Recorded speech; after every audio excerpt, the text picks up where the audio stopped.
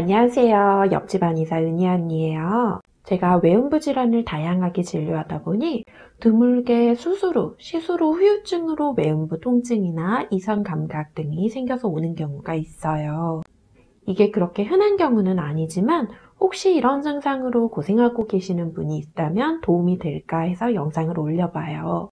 질 필러, 양귀비 수술, 질 임플란트 등 여성 성형수술, 여성 시술을 받은 후에 밑 빠지는 느낌이나 외음부의 저림, 외음부 통증, 골반통이나 이상 감각 등이 생겨 내원하시는 경우가 아주 간혹 있어요.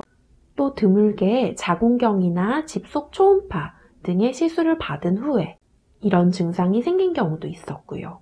수술 자체는 잘 되었고 수술이나 시술 부위도 아무런 염증 없이 회복되었는데도 말이죠.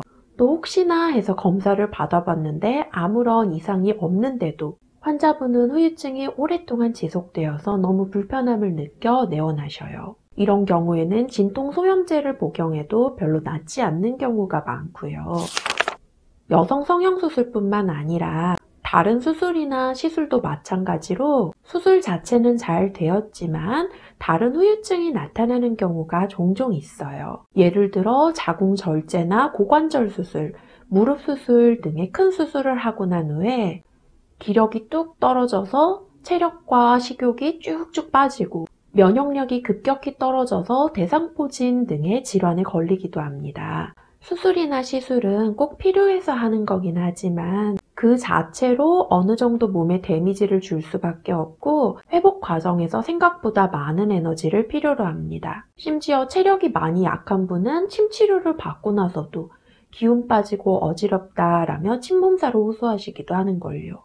척추나 무릎의 큰 수술, 자궁절제 수술 등을 받은 후에도 물론 건강한 사람은 아무런 후유증 없이 회복하는 경우도 많습니다. 하지만 체력이 많이 약해진 상황에서 큰 수술을 받은 후에 체액순환과 혈류가 정체되어 회복이 더뎌져서 이런 후유증이 생기는 경우가 가끔 있습니다. 한의학에서는 이런 통증을 어혈이라고 보고 혈류와 체액순환을 개선해 어혈을 제거하는 방향으로 치료를 진행합니다. 제가 맨 처음 이런 환자분을 진료하게 되었을 때는 솔직하게 말씀드리고 치료를 시작했었어요. 제가 일반적인 외음부 통증 환자분은 많이 진료해봤지만 사실 이렇게 수술 후에 후유증으로 온 경우는 처음이다. 이 경우에는 한의학의 어혈 관점에서 침치료와 한약치료를 진행할 거고 한 달 후에도 증상이 개선되지 않는다면 그건 제 능력 밖의 일입니다 라고 솔직히 말씀을 드렸어요. 다행히 이 환자분은 보형물을 제거하지 않고도 증상이 많이 완화되었고 이후로 이런 비슷한 케이스를 몇 건 더 접하게 되었어요.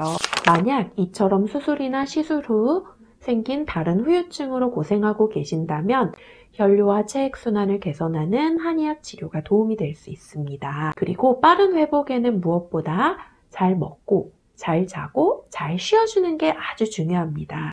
이게 정말 기본적인 건데 생각보다 지키는 분이 많지 않더라고요. 특히 젊은 분의 경우엔 더더욱 그렇고요.